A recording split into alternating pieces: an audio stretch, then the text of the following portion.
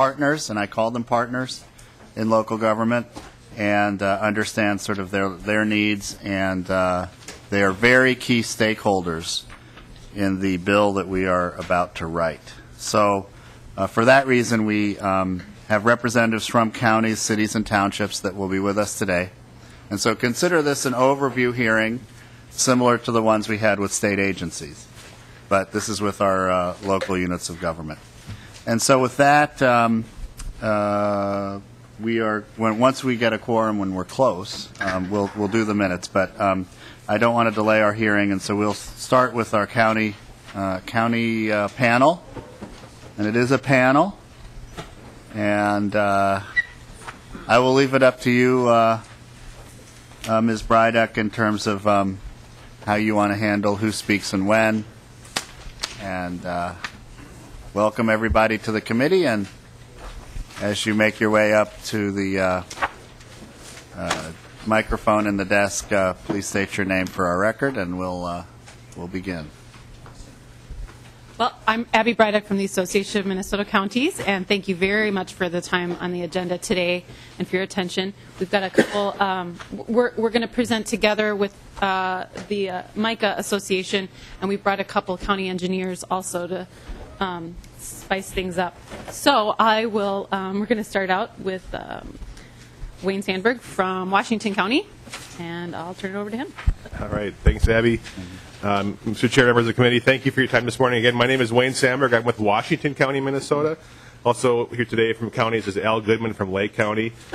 I want to start us off and talk a little bit about our county highway system, how it's funded, some of the risks and funding gaps that we have, and some ideas that we have. And we'll end up here today by some of the ideas that we have to fill those gaps. So this slide, and I realize that the screen you have isn't very big, but this slide considers our total transportation system in Minnesota. Now, one thing we want you to know on this slide is local roads, so the non-state roads, comprise 90% of the roads in Minnesota. And county highways typically represent vital and important routes connecting population centers and economic generators with that trunk highway system and our interstate highway systems. In the metro area, you can think of county highways oftentimes are multi-lane highways with daily traffic volumes from 30 to 40,000 vehicles a day are not uncommon. County highways represent 1/3 of all the roads in our state. That's about 45,000 miles of highways. Think about laying these end to end. Just the county highways in Minnesota would circumnavigate our entire planet almost 2 times. So we've got a lot of miles of roads out there to maintain and to manage. Now, our county highway system is further divided into 2 subsystems. We have the county state aid highways. You hear them referenced as CSAs. These are regionally significant enough to justify a state contribution for their operations, construction, and maintenance. This represents about 67% of that total mileage in the county system. They're typically busier roads or roads that connect regional locations or make connections between counties. The second system is referred to as just county roads. These represent about 1/3 of the total county system. And while these roads are very important locally, they may not serve as much of a regional system or connection as the state aid system does. So we have the system of state aid routes, and as the name connotates, these highways are eligible for funding through the state. So how does this happen? And you have a supplementary handout that should be making its way around today, and I refer you to this one here. It's red, white, and blue. It says HUTD sources and uses, and this is kind of a template for what I'm going to walk through here now. So we start with that Highway User Tax Distribution Fund. This is the fund that's constitutionally dedicated for transportation and is funded by the gas tax. And in 2013, we expect that to be $874 million. License tabs fees, we expect to be $593 million. The motor vehicle sales tax. Now, revenues are split between roads and transit from this fund. The roadway portion of this is $353 million. For a total of $1.8 billion for roads in Minnesota expected in 2013. Now, funds from the Highway User Tax Distribution Fund are divided up amongst the various road authorities according to a prescribed process as follows. First, a small amount is transferred to the DNR. That's reflected on your sheet. And that reflects that recreational vehicles also pay gas tax. And so some money goes back to the DNR. Then 5% is set aside for township roads, township bridges, and the flexible highway account. The remaining 95% then is distributed as 62% going to the state trunk highway fund, 29% going to the county state aid fund, and 9% going to the municipal state aid fund. And you'll hear us use those 62, 29, 9. We'll throw that around pretty commonly. That's a standard distribution that remains current year to year. In 2013, the amount going to counties is expected to be $489 million, and that would be divided up amongst all 87 counties. So now I would refer you to the other side of that, which has the green, yellow, and red. And this focuses just on the county distribution piece. So how do we decide to divide this up? How do we agree on where this money goes between all the counties? The good news is there are two groups involved in managing and distributing these funds to ensure fairness amongst all 87 counties. We have the Office of State Aid. This is the Department of MnDOT. And these folks are a resource and actually manage the dollars on behalf of all the counties. Secondly, we have the County Screening Board, which is a board comprised of county engineers from all across the state. And we do that to ensure geographic equity in the decision making. The group is further organized to ensure a balanced mix of counties with smaller populations against those with larger populations. This ensures that all interests are represented on the screening board. This self-managed group determines how to distribute these funds, and they do so as follows. They make a distinction between funding, the funding raised through taxes created prior to the 2008 transportation bill. This is referred to as the old money and reflected on this slide and divided as follows. 10% is equally divided amongst all counties. The intention of this is to ensure that every county has the resources to hire a competent and professional engineering staff to design, operate, maintain, and construct their county highway system. Further, 10% is proportionally divided based on vehicle registration. This recognizes the traffic demands on their system. 30% is based on county lane miles, and this reflects the size of the system that they have to maintain. And then 50% is based on county construction needs. And this really reflects the important and needed improvements that each system currently has that are outstanding, that they need to maintain a quality transportation infrastructure. Now, funds raised through taxes levied since 2008 are divided differently and simpler, simply divided as 40% vehicle registration and 60% through those same needs process that we described. Now, I should also mention that when a county receives its apportionment from the big pot, it is divided further into two smaller pots at each county. 60% of it is earmarked for construction, 40% is identified for maintenance, and that is also shown on that graphic that you have in front of you. Representative Holberg. Thank you, Mr. Chair. I wasn't on this committee the last 2 years, so forgive me for not knowing this, but that 2008 fund change of old money, new money, when I left this committee because of the built-in inflators in the law that guaranteed that there would be inflation in the old money formula, so i.e. not all the new money would go into the new money formula, and we saw a reduction in gas purchases, the recession, et cetera. Are we at a point where any of the money is going into the new money formula yet? Mr. Chair, member of the committee, I'm not sure that I have the detailed answer to that question. My understanding is that, yes, definitely there is money in both funds, but I couldn't tell you the magnitude of each right now. I don't have that information in front of me. I don't know if Al or... And one option is we could get that information to you. Another option is we do have a member of state aid here, Rick Jonas, that could answer that if the chair saw fit. Well, I think Representative Holberg raises a very good question, and you know, if Mr. Jonas would be able to respond, maybe that would be appropriate to do it now. Yep. All right, thank you.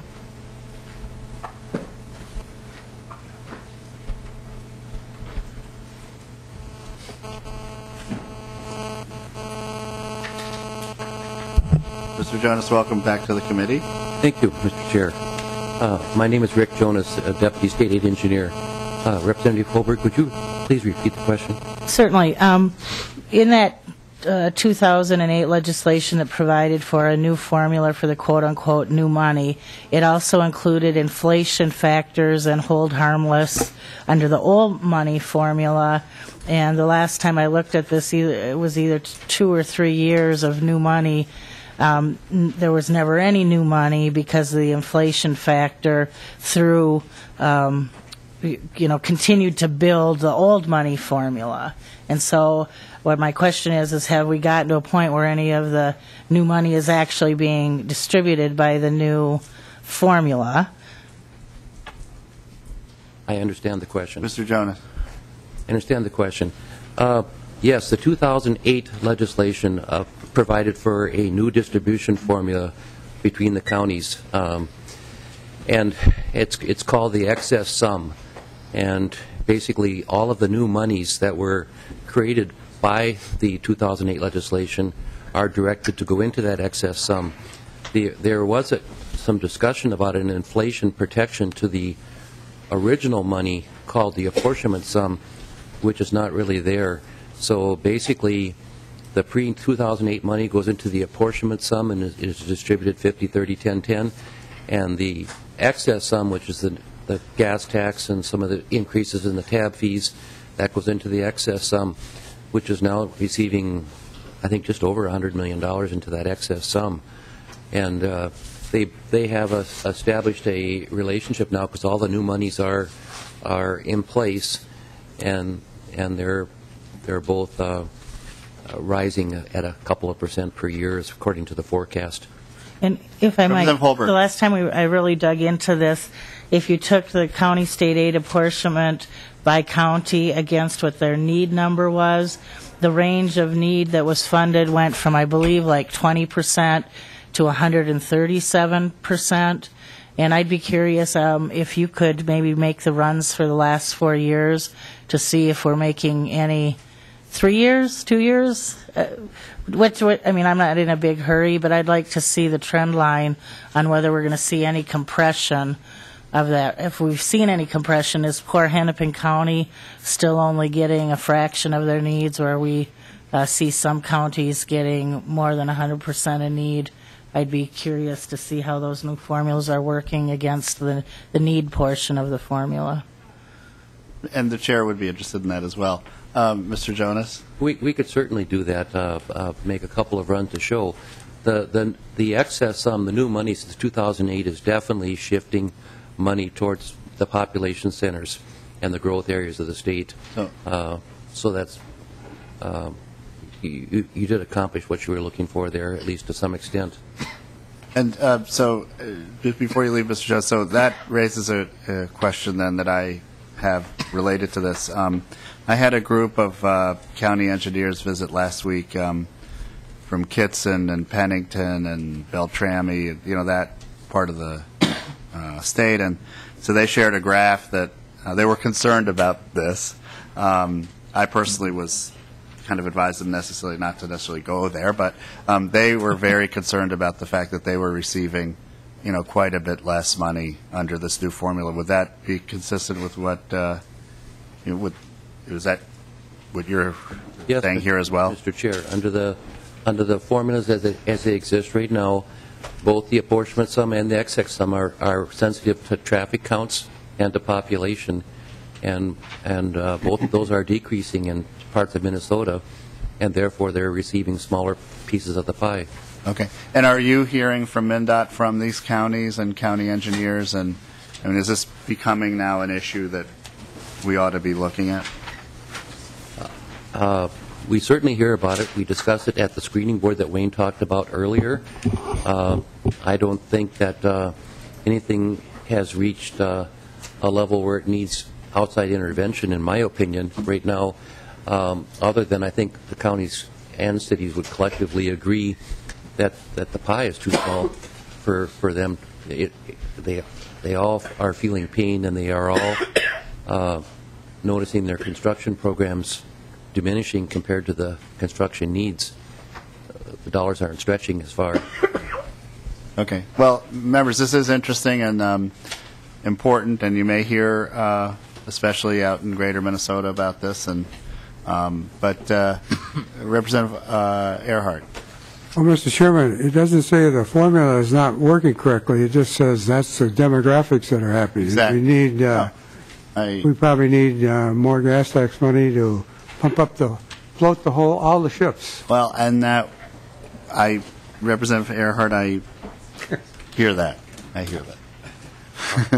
If I might, getting back to the differences between the formulas, I think a lot of that dates back to AMC, the Association of Minnesota Counties, getting 87 counties together to agree on one thing and basically that's what they agreed on. They agreed that to move forward with transportation funding initiative that we had to make some changes. Speaking as a rural county engineer, obviously, that saw some shifts of dollars going to more metro areas. But when you look at still you mentioned demography, I think we're still hearing that the metro area is going to get another 1 million people in the next 20 years, and that's the stark reality of the funding. We have to adjust the funding to those needs. So it's something that 87 counties agreed on, and real proud of AMC that they're able to, and Micah, that they're able to pull that together.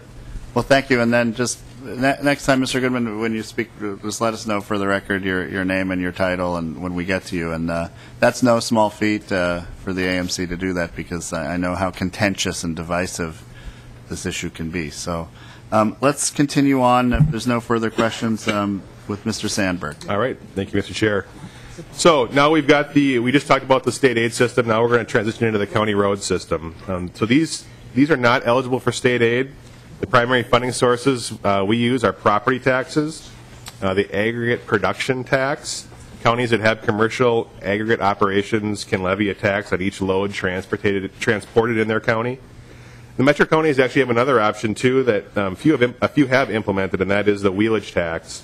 This option has been around since the early 1970s. It allows counties to place a tax on each vehicle residing in their respective county, up to $5 per vehicle. Oftentimes people confuse this and think it's per wheel of the vehicle. It's just a per vehicle charge when you register your tabs every year. Well, in Washington County, this has been an important funding source for us. We generate about $1 million per year just through the wheelage tax. That goes directly to our county road system. So we've talked about some big numbers, and we're often asked, with nearly $500 million, why is there a transportation problem at the counties? This slide might get to some of the questions that we just had. This slide tries to show that the needs, and these are needs for construction because the road is either worn out, or expansion because of congestion based on economic activity and development. Those needs far outpace our current revenues. Last year in 2012, counties had nearly $270 million in unmet needs. The result is increased congestion and poor road condition. What this also means is lost opportunities for further economic activity because our system is not allowing that growth to happen.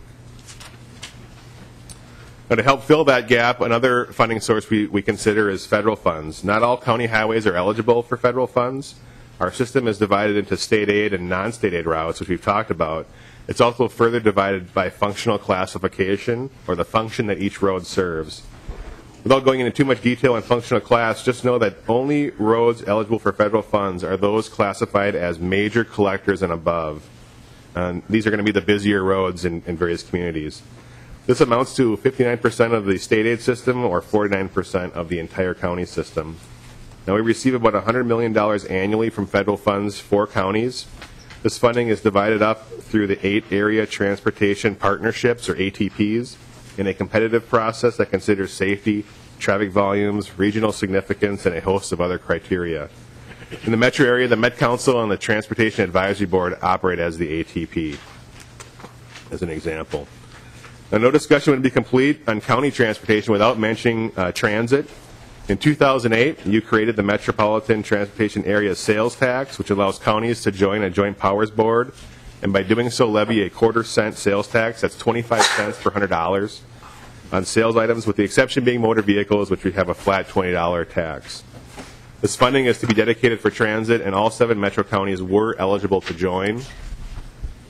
As it turns out, only 5 counties chose to join: Anoka, Dakota, Hennepin, Ramsey, and Washington. This tax currently generates about $100 million a year and is distributed amongst the 5 member counties for transit purposes. Also, too important is that when the legislature created this, you also made a choice to use sales tax in the Twin Cities as the primary means for transit development, and you placed counties as the lead agencies.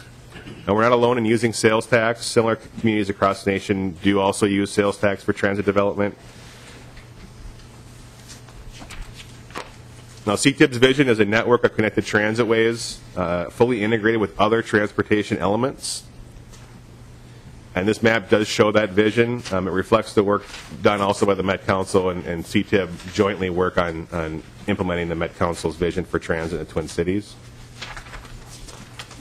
To achieve that mission, CTIP has invested $494 million since its inception in 2008. across all 5 member counties. Now, switching gears a little bit, I'm going to talk a little bit about Washington County specifically and hopefully give some real-life examples of some of the things we've just talked about. So this map here shows Washington County. We're the easternmost metro county. We're 40 miles long and 15 miles wide, and our eastern border is the St. Croix River in Wisconsin. The red on this map shows our county highway system. A couple things to notice is the grid pattern. So most county highways are spaced between 1 and 3 miles apart. These are the major routes that you use to travel across the county. They help mobility between counties as well. Now you can probably see a little bit on here, the blue marks, those would represent the county state aid highways. And if you notice the white marks, those would represent county roads. And you can see that in real life in Washington County or many other counties when you drive around. If you see a blue sign, that's a state aid route. If you see a white sign, that's a county road. It's non-state aid eligible. In Washington County, we have 270 miles of roads, end-to-end, that would get you from St. Paul to Madison, Wisconsin. About 30 of those are county roads, leaving about 240 miles of state aid routes. Now, this map here shows that by 2030, we are expected to increase in population in Washington County by over 100,000 people. If you know that area, think of adding 2 more Woodburys to Washington County over the next 20 years. This is good for our region. We like growth and we want to facilitate it, but it also places a huge burden on our transportation system. This map shows the roads that will be at or exceeding capacity by then, meaning we will either have to expand or reconstruct them in the next 20 years. In Washington County, our stated apportionment is about $9 million annually. Now, I mentioned that 60% of that is dedicated to construction, so that's about $5.4 million for construction. If you take those 240 miles of state aid routes, that's about $22,500 of revenue per mile. It costs $1.5 million per mile to reconstruct a 2-lane highway. This means we would have to save up for over 60 years to be able to reconstruct that mile of road at our current funding levels. Now, the good news is we don't reconstruct all our roads at once, and not every road needs reconstructing. But even with those factors and the addition of the federal and local dollars that we talked about, in Washington County, we are on a 30-year reconstruction cycle. It means that when we construct a road, we won't be back for 30 years. The problem is that a road typically lasts between 20 and 25 years. The result is these roads end up in poor condition and places greater pressure on our other roads like neighborhood streets and our city streets. It increases driver frustration, and it makes it more difficult for us to compete economically and attract businesses. I also show here our transitway corridors. We have 4 current corridors that we've been developing. We are a member of CTIB. These are an important component of our transportation system for Washington County, and we see that this also will help set us up and be economically competitive and focus on some of the younger generation who are looking to get out of their cars and have alternative forms of transportation. We have the Red Rock Corridor, which goes from Union Depot to the north to Forest Lake area. We have, the Rushline Corridor, the Red Rock Corridor from Union Depot to the south down to the Hastings area. The Gateway Corridor, which starts with the Union Depot and heads out on the 94, along 94 to Woodbury. And then the Highway 36 Corridor, which also starts at Union Depot and heads towards Stillwater. One thing I noticed, I mentioned the Union Depot 4 times, all of our system is focused on that hub, the Union Depot in Ramsey County. Now, this is a dollar bill. You should have received a copy of this as well. And it shows typical costs for counties to both in construction and in maintenance. I urge you to think of your county engineer as a resource for you. I personally know the engineers of all 87 counties and can tell you that they're dedicated public servants. They have no hidden agendas. Their only special interest is in building a strong and robust highway system to serve the public. They will give you their honest opinion, and they will also give you both sides to any issue if you ask. So I speak for all of us to say that we're here to help. And we've been around the world twice. We've been to Madison. I'm going to turn it over now to Al. Hopefully he can bring us home, and then Steve and Abby. Yeah, just a few words about rural Minnesota, and thank you, Wayne. Excuse me, Of course, Wayne is one of the rising stars of... Introduce yourself for the record. Introduce yourself. Of course, Wayne is one of the rising stars of our county engineering fraternity. My name is Alan Goodman, Lake County engineer. Of course, Lake County is up in based out of Two Harbors, Minnesota. We also have a taconite producing plant in Silver Bay. We're kind of known for timber, taconite, and tourism with Gooseberry Falls State Park, Rock Lighthouse State Park, Chattagooch State Park, Boundary Waters Canoe Area. The list goes on and on. Crosby Manitou State Park. Obviously, with all those attractions, we need local roads. We maintain the roads to Gooseberry State Park, Split Rock Lighthouse State Park. try to keep those facilities readily open to the public. But I just want to speak about rural Minnesota kind of in the big picture from the standpoint of an engineer that's been around for 30 years in Lake County, just about 30 years. And I do appreciate the opportunity, Mr. Chairman and committee members, to speak. The bottom line for us is that back in what I like to say to my commissioners, back in 2001, 2002, and 2003, we were getting bituminous mix for 21, 22, 23 bucks a ton. And now everything that we're estimating on our local system is over $50 a ton. Now that's over a period of just over 10 years, and we're more than doubled, close approximating triple the cost. And for us, bituminous is our lifeblood, and as Wayne so well reflected in his costs, those costs are huge, to maintain our local road system. Just talking to the city administrator from Silver Bay last night, and of course we have some county state aid roads in that city, and she was talking about potential losses of $20,000 of state aid, and I mentioned to her that we've got a project in Silver Bay that's programmed at about $1 million, and I kind of asked her the question, well, how many $20,000 does that million reflect? And so needless to say, local transportation funding is awfully important to Lake County and all of rural Minnesota. But you look at rural Minnesota, and there are a lot of big things happening out there. We mentioned the population growth in the metro area, but similar to the population growth in the metro area, we have yields of ag commodities that kind of parallel the growth of people in the metro area, where the yields are increasing at a phenomenal rate. And as you well know, those folks that travel Minnesota, you see those big trucks taking those corn and soybean commodities and moving them to market. And most of it is, of course, moved by truck and not by train. So, that does affect our rural roads. In our little local area of Lake and St. Louis County, probably a big thing that's going to happen is something called copper nickel, and I kind of assume that that's considered a big thing by a lot of the membership here, and that copper nickel is going to affect our local roads.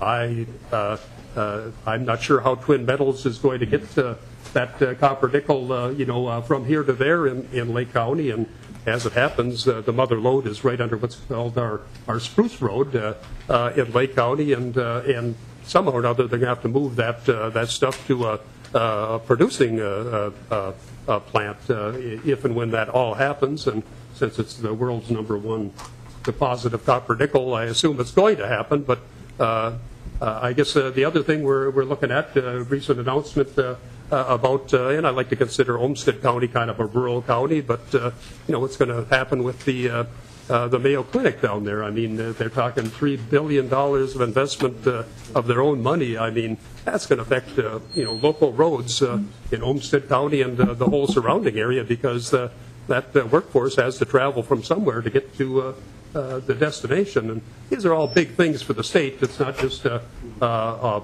rural and a metro thing. It's all of us together working together to make things happen.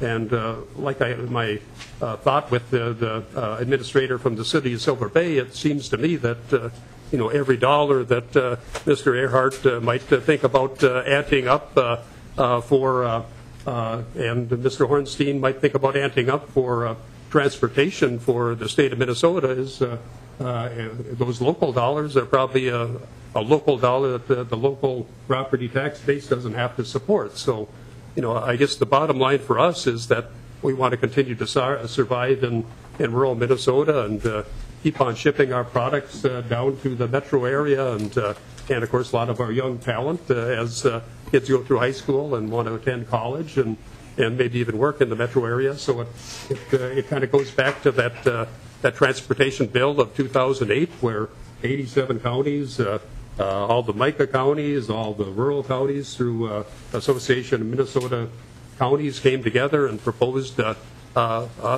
transportation bill. And Lord knows it was a lot of work and a lot of heavy lifting by so many people. And we just hope that you'll take the numbers and the concepts that Wayne's proposed and take them to heart and and think about the local property taxpayer and the notion that indeed by looking at user fees, we can lift a little bit of that burden from that local property taxpayer, even that local property taxpayer of the city of Silver Bay. And with that, we just ask that you consider rural Minnesota in all your deliberations, and want to remind you that we're all in it together. Thank you. Thank you. That was a wonderful summation, and I just wanted to say both personally, Mr. Sandberg and Mr. Goodman, how much your work is appreciated. You know, you have both been around for a long time, as many county engineers have done, and sometimes it's not easy to be in the public sector, and you have to deal with the whims of elected officials at all levels and funding issues. And so I just want to let you know how much your work is appreciated in the public sector. I did have one question. I don't have any other questions for you, Mr. Goodman, from the committee, but I have one. So, and then we'll have Senator Novak after this. But this issue of when I met again with the Pennington County, Kitson, Beltrami, et cetera, engineers, there are several other counties I'm leaving out, but they talked about the commodity issues up north as well, in northwest Minnesota, primarily agriculture. There's timber, you had mentioned copper nickel. We now have frac sand truck issues in southeast Minnesota and other areas. Do you think are we approaching a time when we may want to ask the private sector to also help out, given the fact that, they're some of the primary users of some of particular specific routes, and they're very heavy trucks. And, are we getting to that point now, do you think? And is it something this committee ought to consider? I know in other states they're looking at these kind of public-private funding initiatives. Are we there?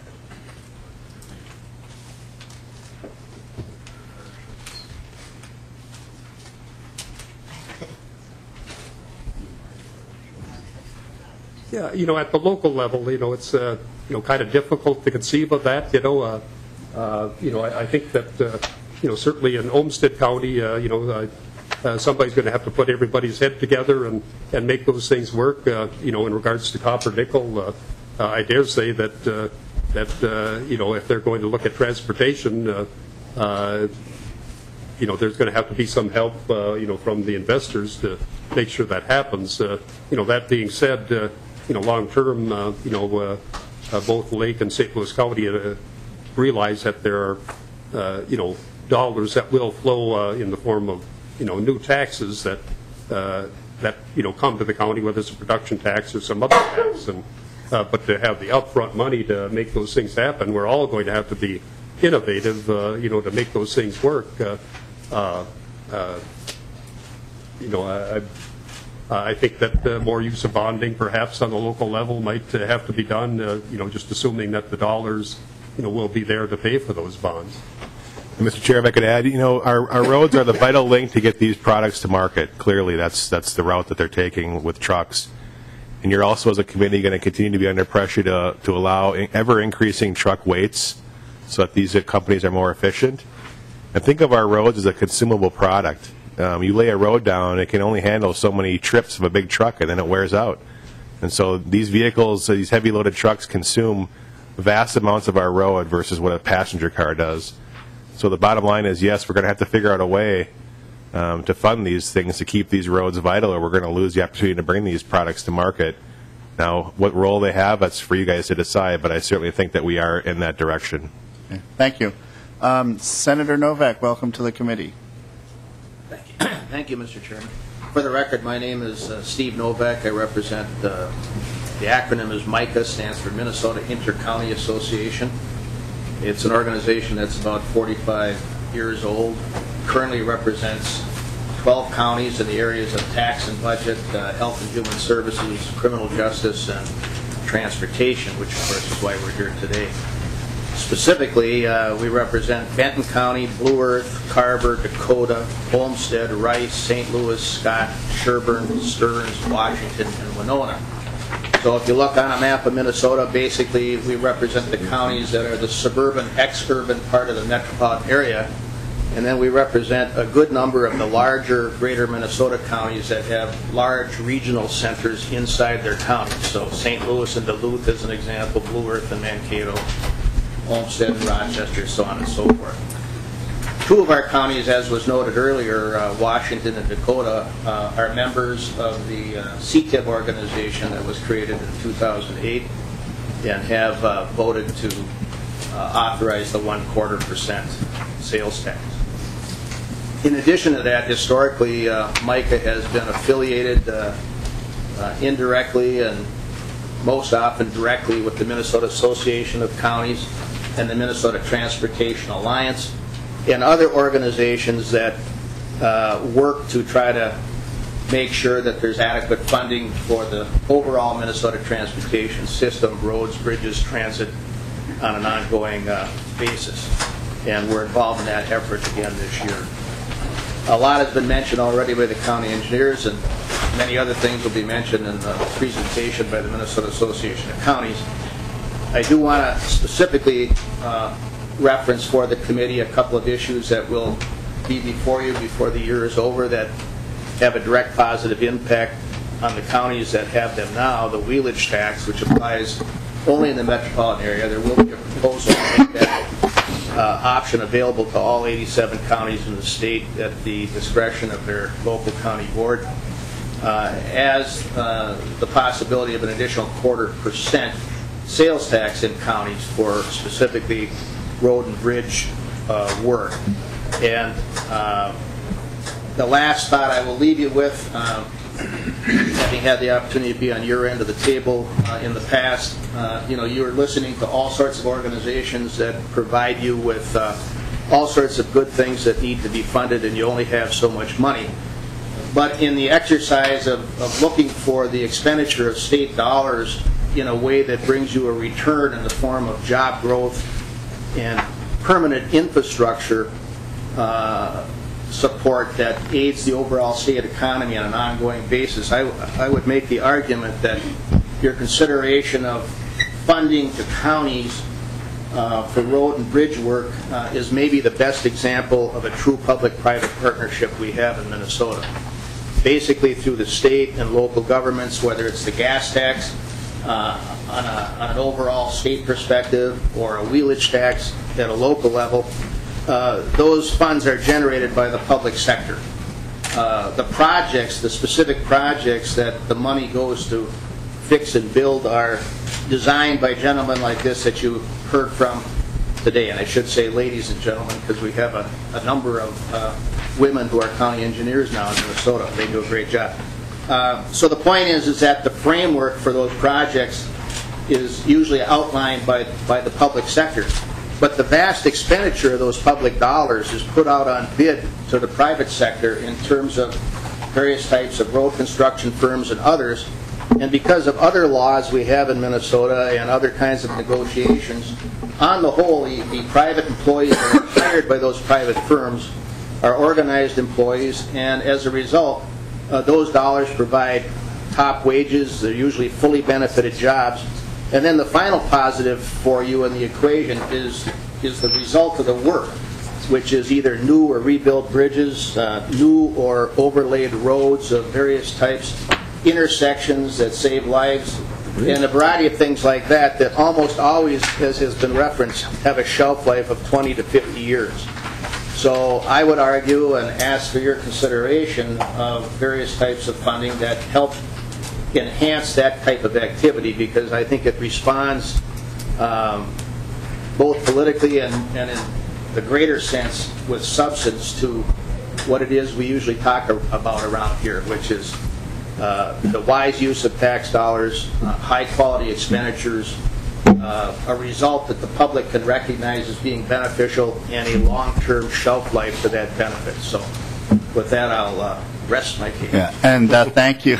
And thank you. And also to Senator Novak, I want to personally thank you for your service here in the legislature, both in the House and the Senate for many years, and then now your work helping out the public sector as well.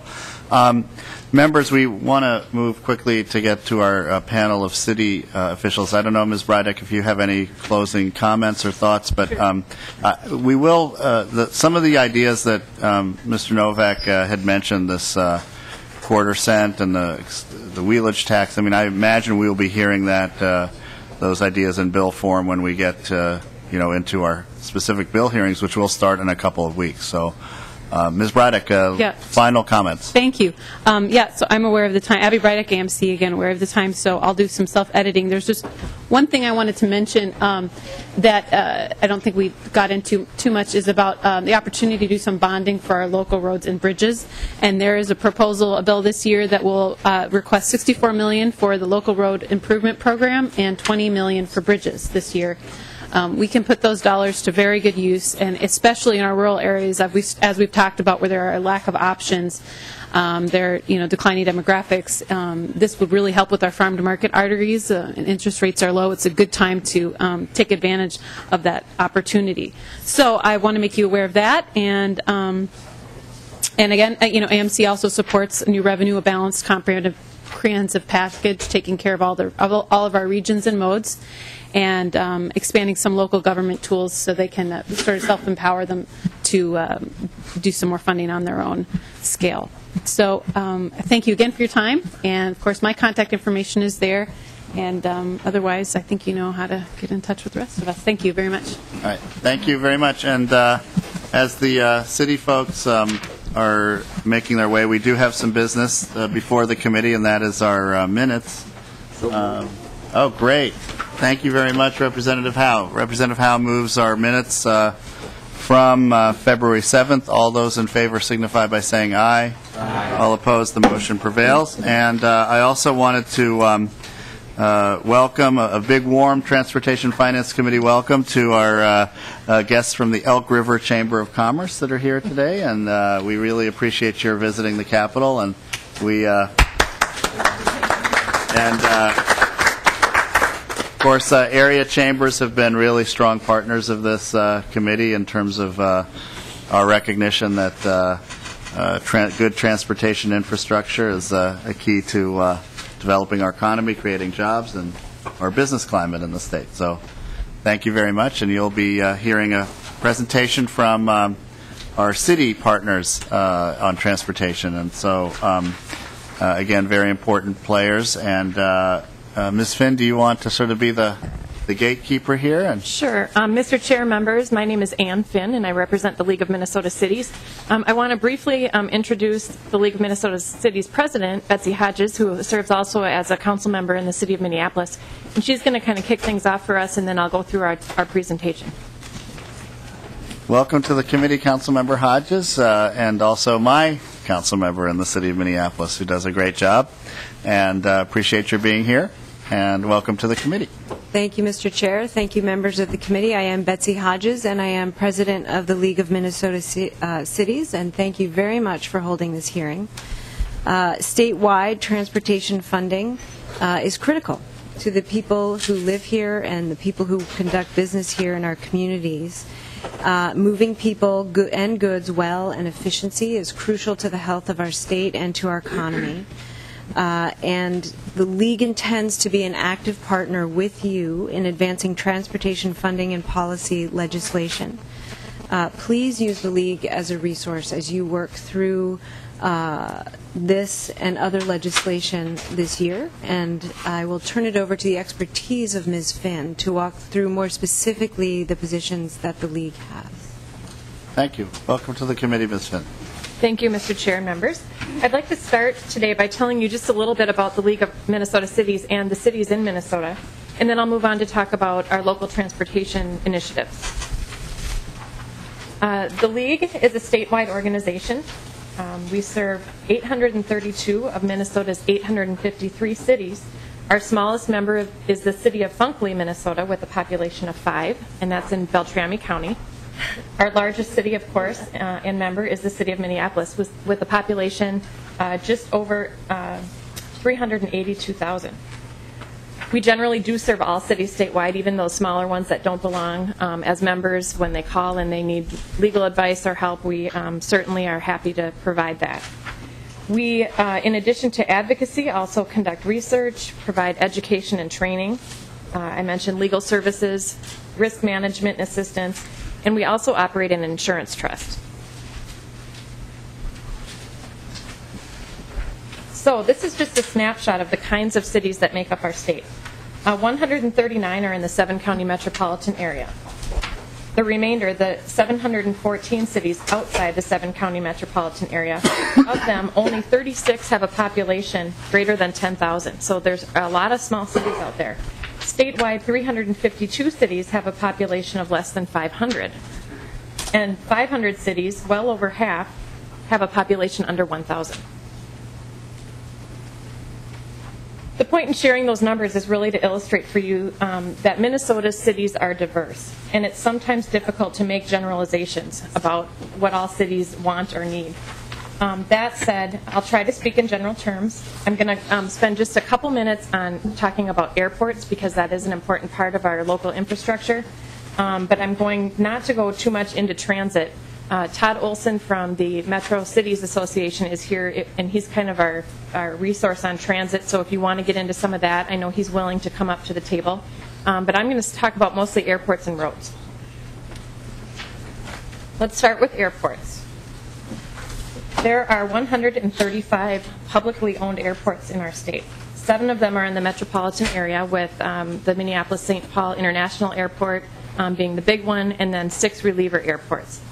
The remaining 128, I'm sorry, this is a little bit inaccurate there, are in greater Minnesota.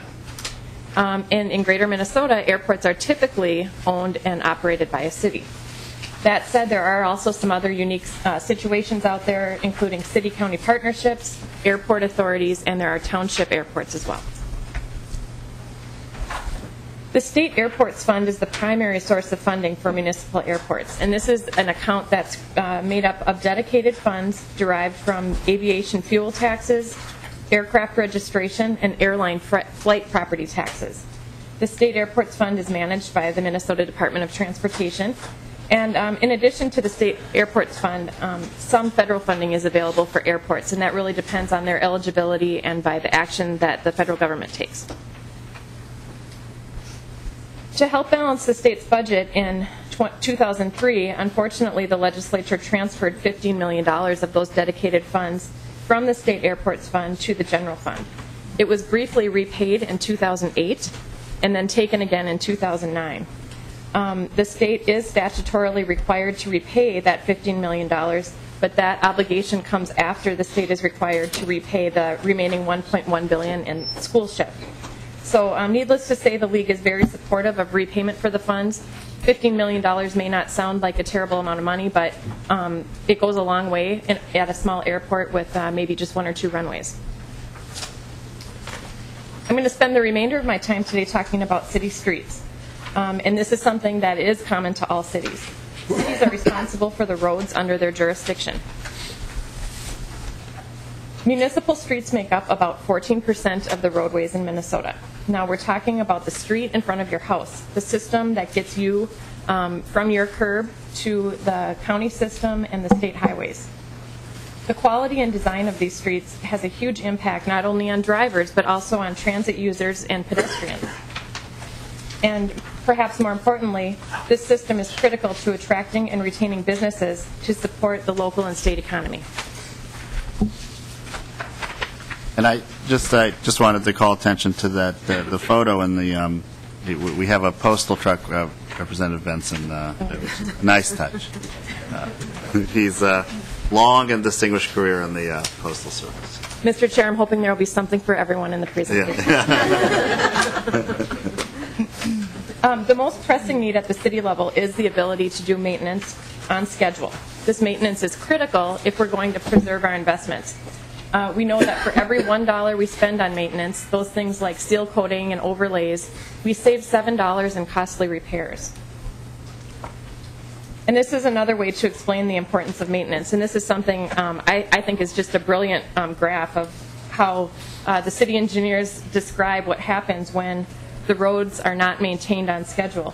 It's up in that right-hand corner where the little bit of money needs to be spent. And if it's not, you can see that on this curve, the deferred maintenance means extremely costly repairs.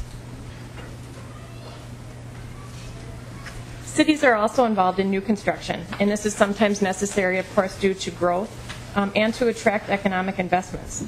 The rule of thumb with new construction is that it costs about $1 million per mile, and that is not including the acquisition of right-of-way.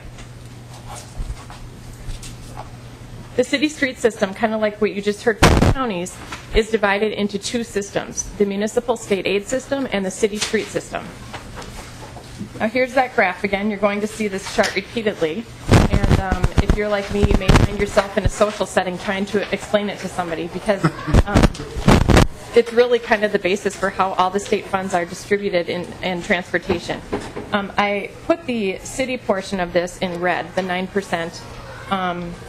And this is what the cities who are on the municipal state aid system receive.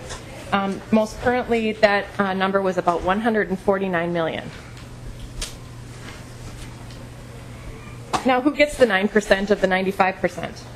While all counties receive county state aid or CASA, only cities with a population over 5,000 get municipal state aid. So we talked about that number earlier, and right now there are 147 cities on the municipal state aid system of 853.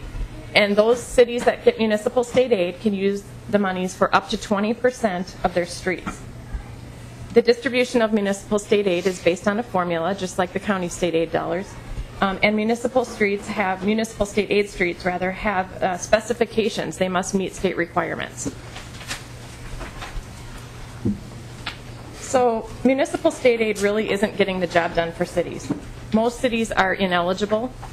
And in municipal state aid cities, funds are sometimes used up on cost participation in county or state projects.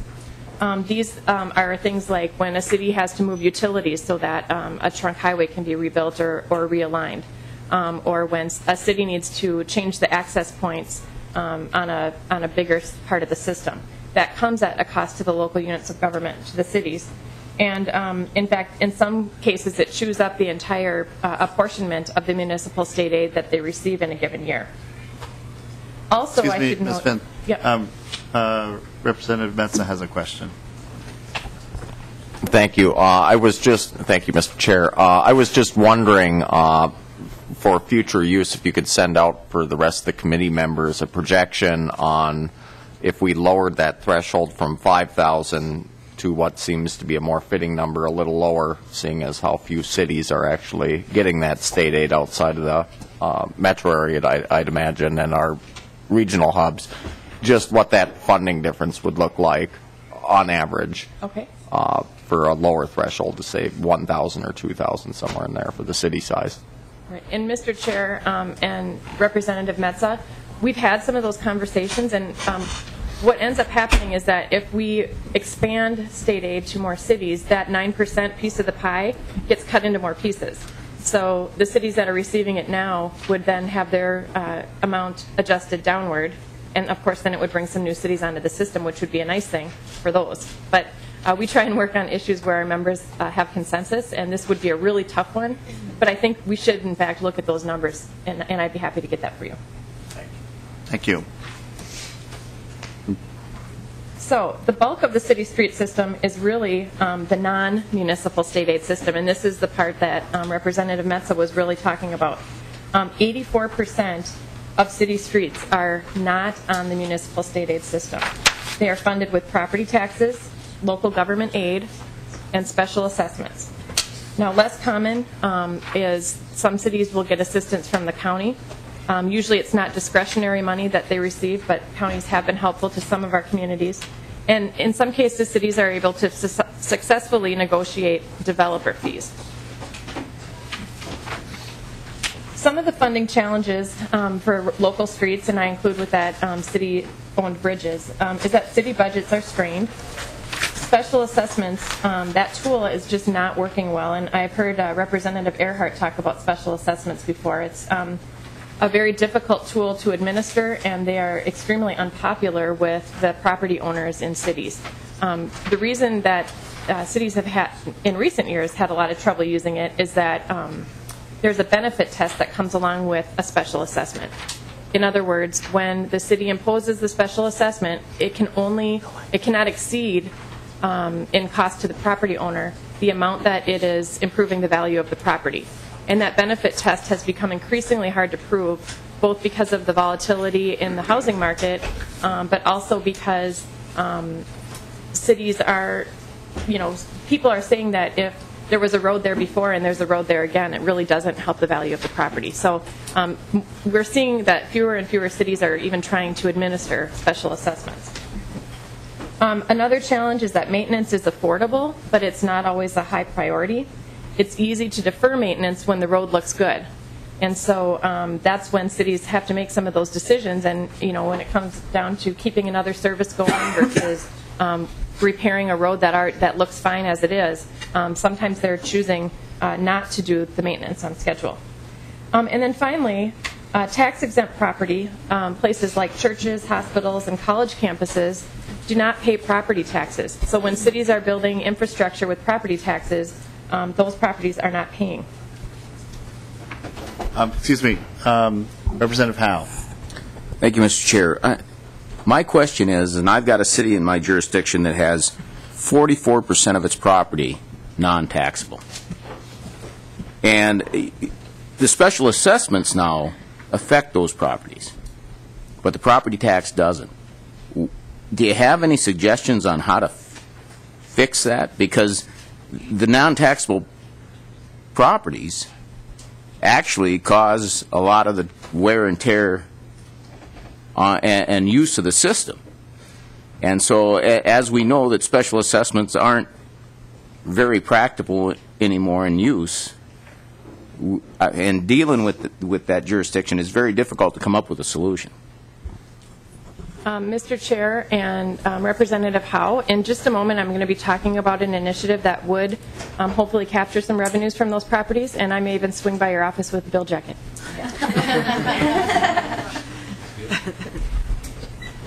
Just to give you a snapshot of how much money cities are spending on their system.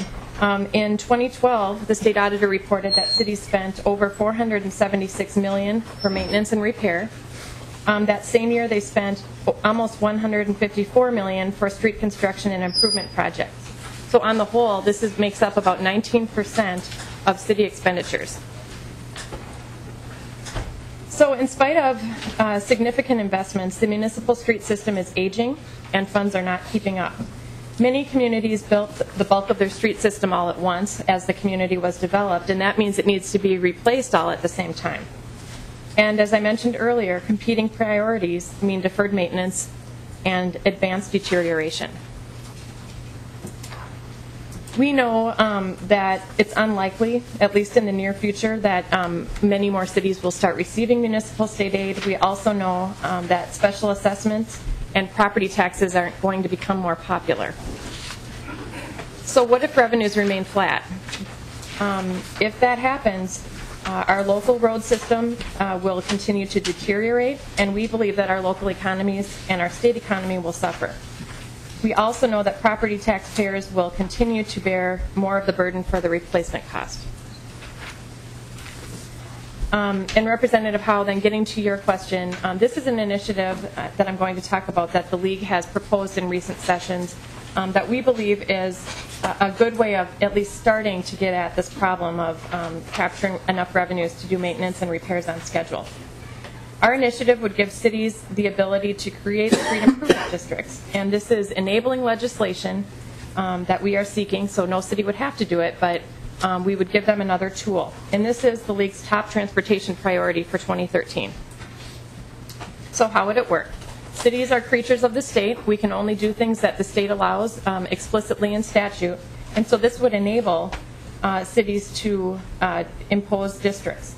Through city council action, they could establish one or more districts within their boundaries. Projects would be identified when the district is established, and fees collected within the district would fund projects identified in the plan. This would allow cities to collect fees within the districts for maintenance, construction, reconstruction, fixed transit infrastructure, and trails and pathways. And some of the benefits of this legislation that we want to stress is that this is enabling only, so the city councils would be taking the heat for any changes that they're bringing to their cities. It's modeled after existing authority. Cities currently are using fee schedules for stormwater utilities, sidewalk improvement districts, and other similar things. We think that this mechanism is very fair. Everyone in the district would pay, including the tax-exempt properties. This would allow maintenance and reconstruction to stay on schedule, and it would allow property owners to pay a relatively small fee over time.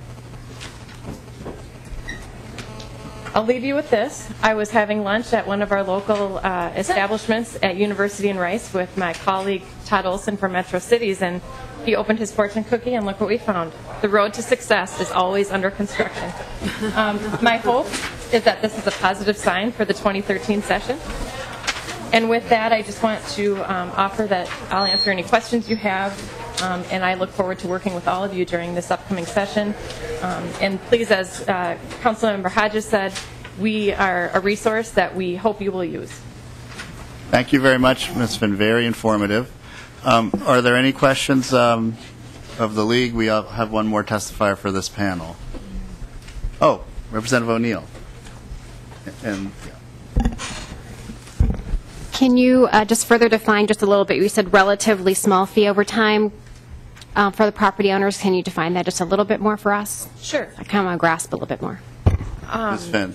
Mr. Chairman and Representative O'Neill, we did some runs on this a few years ago. We went and visited a number of cities and actually talked about what their needs were and how they would implement this. And what they said is it would be a fee of about $2 to $5 a month for a single-family residence.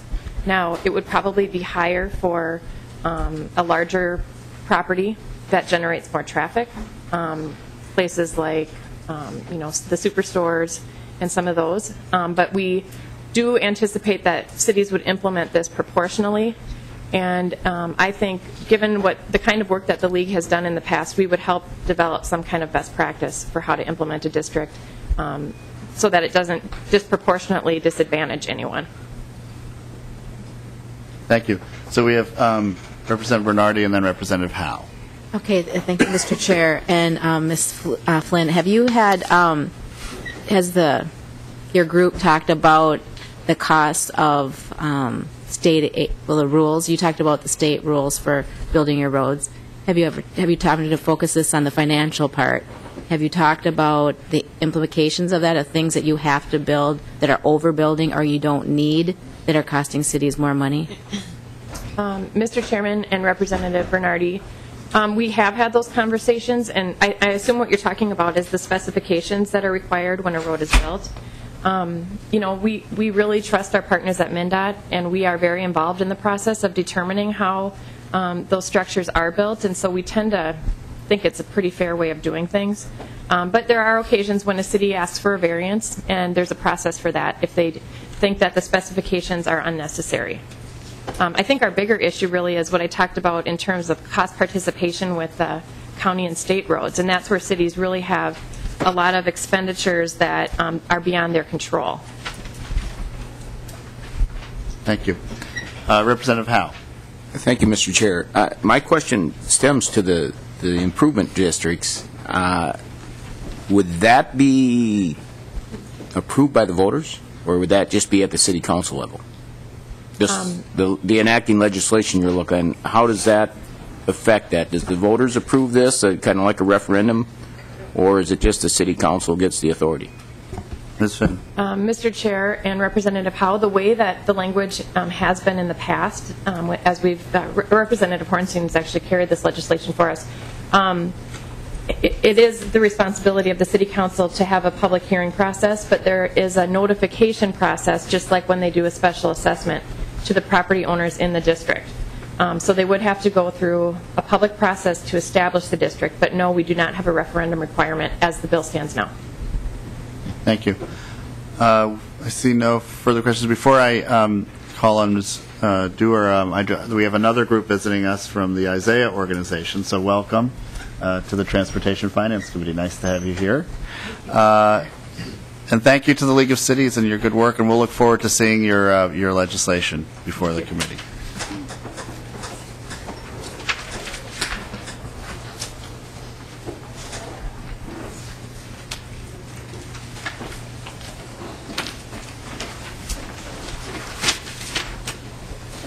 following Ms. Dewar's presentation, we'll also hear from the townships. So they're on deck. Good Welcome morning, to the committee. Thank you. Good morning, Mr. Chair, members of the committee. I'm Amanda Dewar, representing the Coalition of Greater Minnesota Cities, just to talk a bit about our organization and some of our transportation priorities. First, about the Coalition of Greater Minnesota Cities, also known as the CGMC. We're a nonprofit, nonpartisan advocacy organization that's made up of city officials all throughout Greater Minnesota. We provide advocacy on the following issues: local government aid and property taxes, annexation and land use, economic development, environment and energy, and, of course, transportation. We are made up of 82 cities throughout every corner of Greater Minnesota, ranging from very small communities like Rushford or Perham to regional centers like Rochester, Mankato, and Duluth. So we have a lot of diversity in our membership. 39 of our cities have a population over 5,000, so are then eligible for the municipal state aid funding, and then 43 of our cities are below 5,000 and primarily local sources of funding. And as you all know, streets make up a large portion of city spending. Average of our member cities spending about 19.28% of their spending per year. So transportation is important both from a local property tax, local government aid, and statewide transportation funding perspective. That being so, the Coalition of Greater Minnesota Cities supports measures that would increase statewide transportation funding and a large variety of funding mechanisms, which I've enumerated. And we also think that moving forward, Minnesota needs to look at alternative sources of transportation funding that recognize the change in the vehicle fleet to more fuel-efficient and electric vehicles, just so we have stable and sustainable transportation funding into the future. Another item related to transportation funding that the CGMC is interested in is currently, right now, there are efforts underway to reform the needs calculations for municipal state aid streets. This system was created in the 1950s, and under statute, these state aid funds are distributed 50% by population and 50% by need. There's a municipal screening board made up of city engineers from every MnDOT district and first-class city that work to define and calculate the need and recommend to MnDOT the funding distributions to cities. And need is generally seen as what it takes to get streets from their current condition up to the state aid standard. And just with the change from new construction to more maintenance and preservation of city streets, MnDOT, through a task force of city engineers, has been working for several years on ways to reform and recalculate how needs are measured. This summer, they will be releasing a run under their new proposals of need factors that will be released to cities. So the CGMC will be interested to see, how cities' funding levels are affected by these new calculations, and just be watching that process to ensure that it's balanced and fair to cities throughout the state. Oops. Oh, sorry, my PowerPoint went, there we go.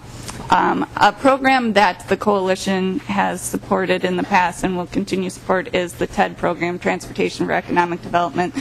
This is a collaborative effort between MnDOT and DEED to fund some infrastructure projects that promote economic development. It's done a good job of spurring some projects in Greater Minnesota. And so we are supportive of funding that program, which has been included in the governor's proposed budget at $20 million. And moving forward, as has been enumerated in the past, we believe there needs to be an equitable distribution of grants between Greater Minnesota and the metro area out of this program. And then also, as Ms. Finn and others noted, bonding is an important source of funding for local transportation. So we support bonding for the local road improvement program, the local bridge improvement program, transit facilities in Greater Minnesota, and also trunk highway bonding. And if there are trunk highway bonds authorized, we would be supportive of at least half of those issued to go to projects in Greater Minnesota. We support the current allocation of the motor vehicle sales tax, 60% roads, 40% transit, and then 36 of which to the metro and 4% to Greater Minnesota. And we support adequate funding of Greater Minnesota Transit. A portion of the leased vehicle sales tax goes to support Greater Minnesota Transit, and so that is a revenue source that we'll be watching in this whole tax reform discussion moving forward this session. And we are also supportive of the program that is being sponsored by the League for the street improvement districts. And as Ms. Finn also touched on, Greater Minnesota cities are very strongly supportive of our airports. We host, many of our cities host airports, and they're a really important lifeblood to our local and statewide economy. So we would support the repayment of the past transfers out of the state airport fund, oppose any future transfers out of this fund to budget balancing. And then also there's some conversations about restructuring the revenue sources that go into the state airport fund because Minnesota has a high registration fee for aircraft compared to other states, but we would just hope that any restructuring would be revenue neutral, just as to not diminish the level of funds in the state airport fund. And then we also supports the exemption of cities from paying state sales tax on materials and services that go into building your roads, transit facilities, and public works building out of the Highway User Tax Distribution Fund. This is a proposal that's been talked about by the Transportation Alliance a lot as well, because essentially it's using gas tax funds to pay the sales tax. And then we believe that safety should be a priority when allocating statewide transportation dollars for projects. And then finally, in terms of public-private partnerships, the Coalition of Greater Minnesota Cities supports private sector contributions to infrastructure projects, but we do believe that projects with private sector support should not be completed at the expense of projects that are programmed or identified safety needs, just because a lot of the smaller communities throughout Greater Minnesota might not have a large corporate sponsor that's willing to step up. So we just want to make sure that our projects get done as well. And that's just kind of an overview of the things that we will be watching and paying attention to this session. So if you have any questions. Thank you. Questions, members? Thank you very much, Ms. Dewar. We really appreciate your time and your work here. And we have our last 15 minutes before we adjourn. We've set aside for a presentation from the townships, and I noticed there are no. Thank you, Elk River Chamber of Commerce. And I don't know, Mr. Vanasek, if you wanted to make your way up here. I think all of you folks are from the townships, and we want to welcome you. The Township Association of Townships has their annual gathering today at the Kelly Inn, and so talking about transportation and a variety of issues. So we welcome you, and we appreciate your work, and look forward to being partners with you in transportation. So thank you for coming to our committee, and welcome, Mr. Vanasek. Thank you, Mr. Chair, and members of the committee. Good morning. My name is Rob Vanasek, and I'm here on behalf of the Minnesota Association of Townships. We do have a handful of folks that have joined us. Actually, the vast majority of them are listening to a panel on transportation issues over at the Kelly right now. But you're all welcome to join us 7:30 tomorrow morning for breakfast. And we usually get great turnout from the membership. There are 1,785 towns with a population of around 925,000 folks, that and that represents 17.5% of the state's population. In 2011, total township expenditures were $264 million. According to MnDOT's 2012 Highway User Tax Distribution Fund appropriation numbers, townships are responsible for 55,000 miles of road and 6,000 bridges. Of those bridges, 419 have been identified as deficient and require replacement within the next 5 years at an estimated cost of $87.7 million. Road and bridge expenses are the #1 expenditure for townships in providing services to their residents. Increased funding is necessary to meet increased demands on our system, from increased traffic volume, increased vehicle and implements of husbandry weights, and repair and replacement of the existing deteriorating system, as well as new road miles when necessary. The association and its members supports an increase to the state excise tax on motor fuels to ensure the adequate funding for the Highway User Tax Distribution Fund. We also support continued prioritization of bonding in the capital investment bill for local roads and bridges, and we appreciate the bipartisan authorship in the Senate and Representative Kim Norton's bill over in the House that would provide $20 million in bonding for local bridges and an additional $64 million for the Routes Regional Significance Program in a supplemental bonding bill for this construction season. In 2011, 11% of Minnesota's bridges were rated structurally deficient or functionally obsolete. When structurally deficient, the bridge at a minimum is posted down for lower weights, and sometimes they're closed.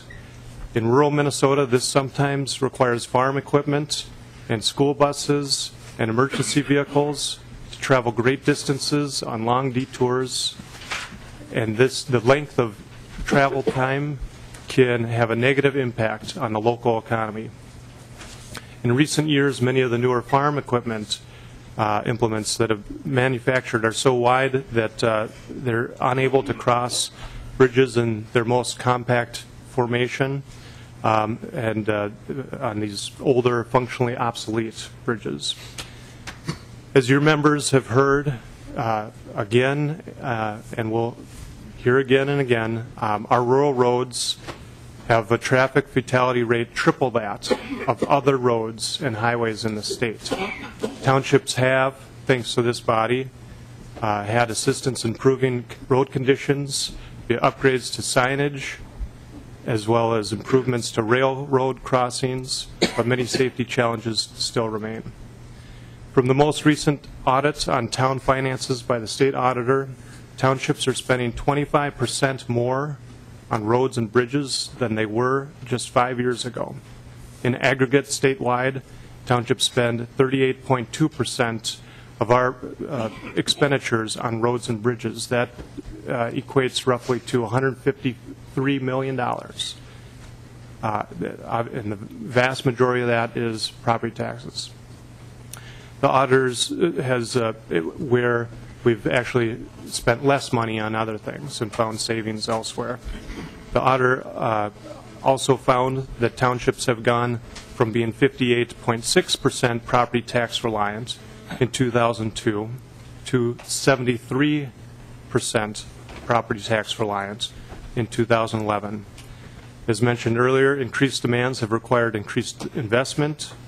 Townships, as you know, many of you know, are very frugal creatures, and the residents vote on their own tax levy at the annual March meeting. But the buying power from the Highway User Tax Distribution Fund has not kept up with the growing costs of maintaining our system. In 2013 alone, there are 248 bridges on the state master bridge replacement priority list that will require just over $50 million to complete. Last year, we were only able to replace 80 bridges on the priority list at a cost of about $16.7 million. The association was happy to hear the governor speak to the need for state investment in our transportation system during the State of the State. And although we don't oppose the governor's budget request for transit in the metro area, as it is funded by those who live in the metro, we do support a comprehensive transportation package that includes funding for rural roads and bridges. We look forward to working with this committee and its individual members to invest in a core government function, improving the transportation infrastructure in Minnesota. Thank you, Mr. Chair and members. I'd be happy to answer any questions. Great. Thank you very much, Mr. Vanasek. Are there any questions from the committee of Mr. Vanasek? Okay. Well, thank you very much, and we look forward to hearing some of your legislation as well as we move forward. So, members, unless there are any other business before the committee, we have a hearing tomorrow, an overview, our last one, overview hearing of the season, and that will be the Metropolitan Airports Commission, and then MnDOT will also talk about some of their role in airports and aviation, and we heard that as well from the cities today. So with that, we stand adjourned early today.